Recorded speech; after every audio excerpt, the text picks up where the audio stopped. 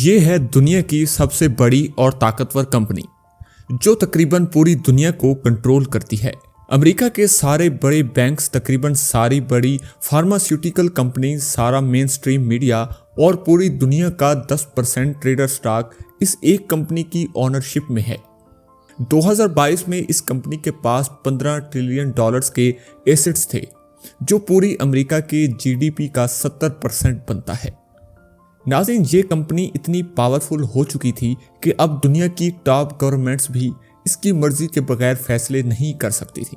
बल्कि अगर मैं ये कहूँ कि इस वक्त होने वाली तमाम जंगों और इकोनॉमिक्स क्राइसिस में इस कंपनी का कहीं ना कहीं हाथ है, तो ये गलत नहीं होगा। लेकिन आपने इससे पहले शायद इस कंपनी का नाम भी नहीं सुना होगा, और इसकी एक बहुत बड़ी वजह है जो इस वीडियो में आगे चलकर आपको बिल्कुल क्लियर हो जाएगी, और ये भी कि कैसे एक कंपनी अब पूरी दुनिया को अपने कंट्रोल में लेने जा रही है, जिसके कॉन्सिक्वेंस शायद इतने खतरनाक होंगे कि आप सोच भी नहीं सकते।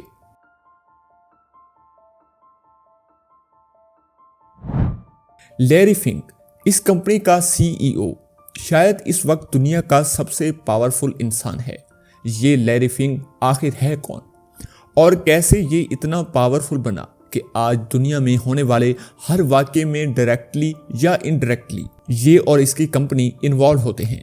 लैरी 1952 में लॉस एंजिल्स की एक अमीर फैमिली में पैदा हुआ। लैरी के मुतालिक कहा जाता है कि he was hungry for power, और इसीलिए इसने अपनी कैरियर की शुरुआत पॉलिटिक्स से की। लेकिन इसे जल्द ही एहसास हो गया कि असल ताकत पॉलिटिक्स में नहीं बल्कि पैसे में है। इसलिए लैरी ने पॉलिटिक्स छोड़ी और 1976 में न्यूयॉर्क में फर्स्ट वास्टिन नामी एक इन्वेस्टमेंट फर्म में एज अ सिक्योरिटी ट्रेडर अपने करियर की शुरुआत की। चंद ही सालों में लैरी इस कंपनी का हाईएस्ट अर्निंग एम्प्लॉय बन चुका था। इसके अंदर आगे बढ़ने और पावर हासिल करने की एक आग थी जिसे बुझाना नामुमकिन था। लैरी इन्वेस्टमेंट को ऐसे समझने लगा था जैसे और कोई नहीं। 1986 में लैरी ने फर्स्ट बॉस्टन से रिजाइन किया और एक सीक्रेट सोसाइटी कैपा बेटा 5 का मेंबर बन गया। नाज़रीन, इस सोसाइटी में सिर्फ दुनिया के टॉप बैंकर्स, इन्वेस्टर्स और पॉलिटिशियंस शामिल हो सकते थे। लैरी इसका मेंबर कैसे बना ये हम नहीं जानते, मगर तकरीबन 2 साल के बाद 1988 में लैरी ने इस कंपनी की बुनियाद रख दी, जो अगले 35 साल के दौरान पूरी दुनिया की सबसे बड़ी और ताकतवर कंपनी बनने जा रही थी। शुरुआत के सिर्फ 5 सालों में ही ब्लैक रॉक की वैल्यू $5 मिलियन से $8 बिलियन हो गई। लेकिन ये सब तो सिर्फ एक शुरुआत थी। एक ऐसा बॉम्ब फटने जा रहा था जो ब्लैक रॉक को इतना अमीर बनाने वाला था जितना किसी ने सोचा भी नहीं था। 2008 में एक फाइनेंशियल क्राइसिस जिसने पूरी दुनिया को हिला के रख दिया। सारे स्टॉक मार्केट्स क्रैश हो गए, बैंक्स डिफॉल्ट कर गए और लाखों लोग बेरोजगार हो गए। लेकिन लैरी इस क्राइसिस के लिए पहले ही तैयार था। वो 8 साल पहले ही मॉर्गेज बैक सिक्योरिटीज में इन्वेस्ट कर चुका था, जहां सारी दुनिया की इकोनॉमीज कोलैप्स कर गई। वहीं ब्लैक रॉक के रिजल्ट्स ट्रिलियंस में चले गए। और सिर्फ यही नहीं, बल्कि लैरी ने अपने कनेक्शंस इस्तेमाल करते हुए अमेरिकन गवर्नमेंट के साथ एक कॉन्ट्रैक्ट साइन कर लिया, जिसके तहत ब्लैक रॉक को तमाम डिफॉल्ट कर जाने वाली बैंक्स की ओनरशिप दे दी गई। और यही से वो दरवाजा खुल गया जो लैरी का पूरी दुनिया पे हुकूमत करने का ख्वाब पूरा करने वाला था। नाज़रीन, अगले 10 सालों में ब्लैक रॉक अमेरिका की सबसे बड़ी ईस्ट मैनेजमेंट कंपनी बन चुकी थी, और आज की तारीख में दुनिया की तमाम बड़ी इंडस्ट्रीज में ब्लैक रॉक के शेयर्स हैं, चाहे वो मीडिया, बैंक्स, ऑयल या फिर हथियार बनाने वाली कंपनीज हों। इसके अलावा वो सारी बड़ी टेक, सोशल मीडिया कंपनीज जैसा कि गूगल, फेसबुक, ट्विटर और अमेज़न वगैरह में भी सबसे बड़ी इन्वेस्टमेंट ब्लैक रॉक की ही है। और आसान ज़बान में इसका मतलब यही है कि ये तमाम कंपनीज कोई भी डिसीजन ब्लैक रॉक की मर्जी के बगैर नहीं ले सकती। दूसरी तरफ ब्लैक रॉक ने एक ऐसा प्रोग्राम तैयार किया है जो इन तमाम इन्वेस्टमेंट्स को एनालाइज करता है, जो फ्यूचर में इसे प्रॉफिट्स दे सकती हैं। इस प्रोग्राम का नाम है अलादीन।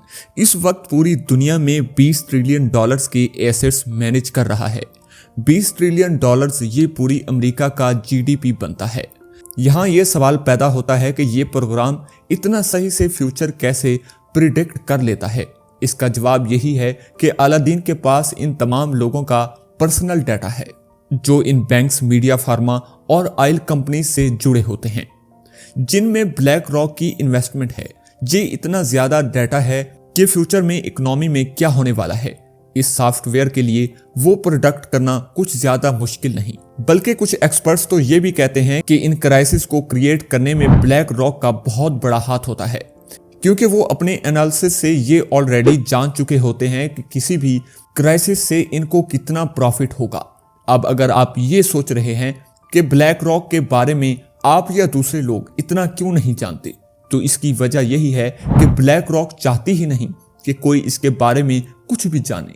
हालांकि दुनिया का तकरीबन 90% main stream media black rock control करती है और किसी न्यूज, मैगजीन या पब्लिकेशन में फीचर होना इसके लिए क्या मुश्किल है। इस गुमनामी की एक वजह यह है कि मकसद की राह में एक चीज रुकावट बन सकती है और वो है स्कैंडल्स। जब कोई ब्लैक रॉक के बारे में जानेगा ही नहीं तो स्कैंडल किस चीज का। अगस्त 2020 में ब्लैक रॉक दुनिया की वो वाहिद फॉरेन कंपनी बन गई जिसको चाइना के म्यूचुअल फंड में इन्वेस्ट करने की इजाजत मिल गई। दुनिया और खासकर अमेरिका की किसी भी कंपनी को चाइना के म्यूचुअल फंड में इन्वेस्ट करने की इजाजत नहीं। जानते हैं ब्लैक रॉक में सबसे पहले कौन सी चाइनीज कंपनी में इन्वेस्ट किया?